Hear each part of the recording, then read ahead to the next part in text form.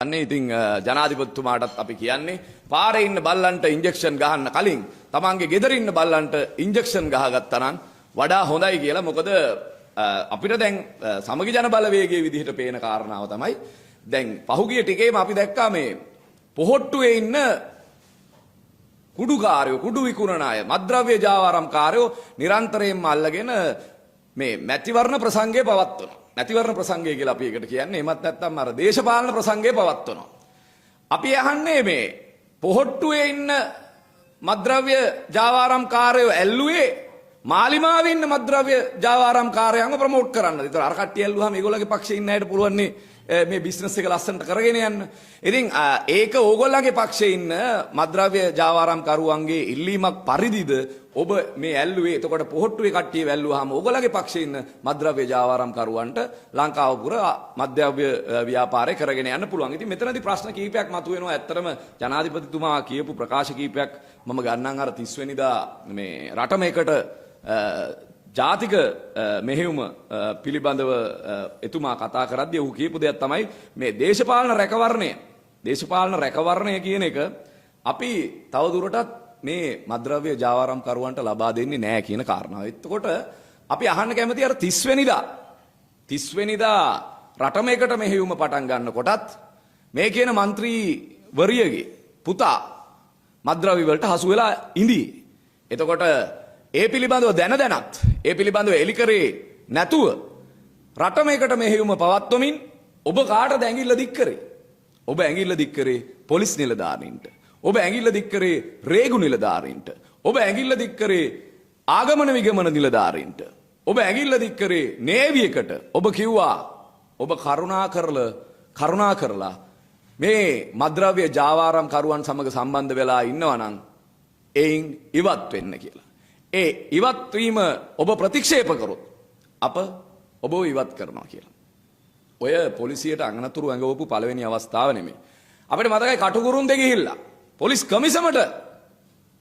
කොමිසමට අනතුරු ඇඟෙව්වා.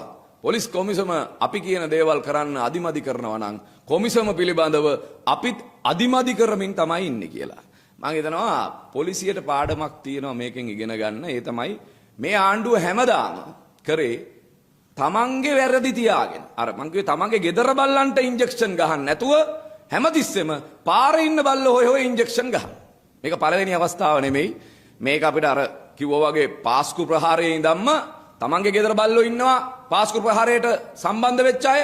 තමන්ගේ ගෙදර ඉන්නවා මේ පාස්කු ප්‍රහාරයේ සැකකරුවන් වෙච්ච අය විදිහට එළිය ප්‍රකාශ කරපු පුද්ගලයෝ අත්අඩංගුවට ගත්ත පුද්ගලයෝ ඒගොල්ලන්ගෙන් පරිබාහිර වූ මහමොලකරුවෙක් නිර්මාණය කරන්න උත්සාහ කරනවා. ඒ වගේම තමයි මේ කුඩු වලට සම්බන්ධව අපි දැක්කා මනම්පේරිව අත්අඩංගුවට ගන්නකොට කොච්චර ඉක්මනට මාධ්‍ය සංදර්ශන පැවැත්වුවද කියලා මහජන ආරක්ෂක නියෝජ්‍ය අමාත්‍යවරයා. ඊගාවට වැලිගම ලසාට වෙඩි තියපු වෙලාවේ අපේ සභාපතිවරයාට වෙඩි තියපු වෙලාවේ කොච්චර ඉක්මනට පාර්ලිමේන්තුව ඒ පිළිබඳව පැටිකිරිය දුන්නද කියලා. ඒ කියන්නේ පාරේ නඩුවහන යුගයක් නිර්මාණය කරපු මේ ආණ්ඩුවට දැන් කට උත්තර නැති වෙලා තියෙනවා. මොකද කුඩුවල්ලන ප්‍රොජෙක්ට් එක පක්ෂය ඇතුළෙම කුඩු වෙලා තියෙනවා. මාලිමාවේ මේ ඉන්න දේශපාලඥයන්ට අර විනාඩි 5න් එළියට ඇහිලා අනිත් අයට කියපු පැටිකිරියේ විස්තර තමන්ගේ පක්ෂයේ ඉන්න අය පිළිබඳව කියාගන්න බැරි වෙලා තියෙනවා. අනික තමයි මේ පෙබරවාරි 2 වෙනිදා ජනාධිපතිවරයා කතාවක් කරනවා. ඔහු කියනවා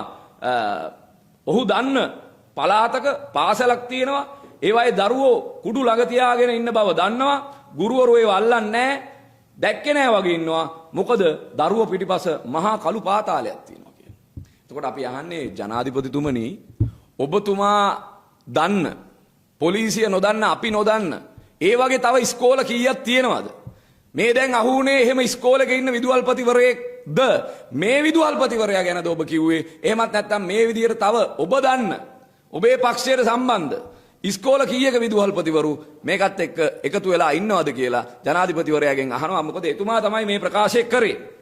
එතකොට අනිත් පැත්තෙන් අපි අහනවා එතුමා කිව්වා ඒ පක්ෂෙම තිබ්බා ඒගොල්ලන්ගේ විද්‍යාත්මක ක්‍රමවේදයක් තියෙනවා. අනිත් අය වගේ නොමිනේෂන් දෙන්නේ නැහැ. විශේෂයෙන්ම සමගි ජන බලවේගයට ලොකු චෝදනාවක් කරා. ඔය වගේ මිනිස්සු නොමිනේෂන් දෙන්න කලින් සමගි ජන බලවේගයට තිබ්බේ නැද්ද ඒක නවත්තන්න කියලා. දැන් අපි අහනවා ඒගොල්ලන්ගෙන් ඕගොල්ලෝ ගාව තිබුණා කිව්වනේ විද්‍යාත්මක ක්‍රමවේදයක් මේ පක්ෂේ ඉන්න අයට නොමිනේෂන් දෙන. ඒ විද්‍යාත්මක ක්‍රමවේදය මොකද්ද? ඒ විද්‍යාත්මක ක්‍රමවේදය තුල නොමිනේෂන් ලබා දෙන විද්‍යාඥයින් කණ්ඩායම කවුද? අන්නේ කණ්ඩායම අපිට දැන් දැනගන්න කැමති. මොකද මේ විද්‍යාත්මක ක්‍රමවේදය ඕගොල්ලන්ගේ තිබිච්ච පිරිසිදු ලිස්ට් එක, ඒ පිරිසිදු ලිස්ට් එකේ විද්‍යාත්මක ක්‍රමවේද වලට කොහොමද ඒගොල්ලන්ව ගත්තේ? ඒ මෙහෙයුමට සහභාගී වුණු ඔබේ විද්‍යාඥයින් කණ්ඩායම කවුද? අන්න ඒ අය දැන් ඔබේ පක්ෂය වෙනුවෙන් සමාජයට වග කියන්න ඕනේ නැද්ද?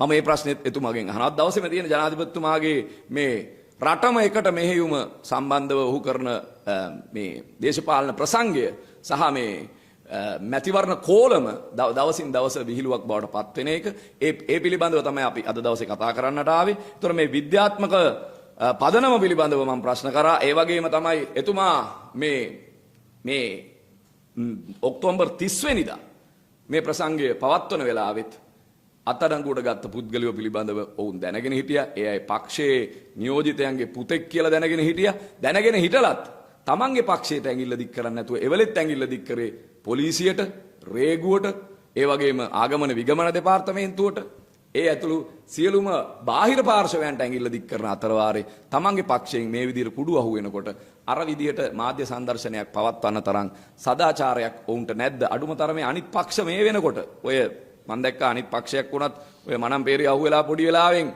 ඔහුව පක්ෂෙන් ඉවත් කරා කියලා නිවේදනයක් දැම්මා. අද වෙනකන් කිසිම උත්තරයක් නැහැ. සමහර මාධ්‍ය ආයතන තියෙනවා මේ නිවුස් එක ගාපු විදිය බලන්න. කොච්චර නිවල ගැහුවද කියලා නම් ගම් මුකුත් නැහැ. දැනට මාසෙකට කලින් අහුවෙච්ච කෙනෙක්ගේ පියෙක් වහු වුණා. ඒ සිද්ධිය සම්බන්ධව ඔහු අත්අඩංගුවට ගත්තා කිව්වා මිසක් වෙන කිසිම කතාවක් කිව්වේ නැහැ. ඒ නිසා එක රටක් එක නීතියක් එහෙමත් නැත්නම් නීතිය සැමට පොදුයි වගේ කාරණාවක් කියලා මේක යට ගහන්න බෑ. අනිත් පක්ෂවලට අයිස් කැව්වනම් අනිත් පක්ෂවලට පාතාල ජාවාරම් කරුවන් කියලා චෝදනා කරා නම් අද ඔබේ පක්ෂයෙන් මේ පිළිබඳව අහන ප්‍රශ්නය මොකක්ද කියලා අපි ජනාධිපතිතුමාගෙන් අහනවා. මේ කුඩු සම්බන්ධ කාරණාවේදී මම කතා කරන්න යන්නේ මෙච්චරයි. ඒක මට ඇත්තටම ඕනුනේ ජනාධිපතිතුමාගෙන් ප්‍රශ්න කරන්න.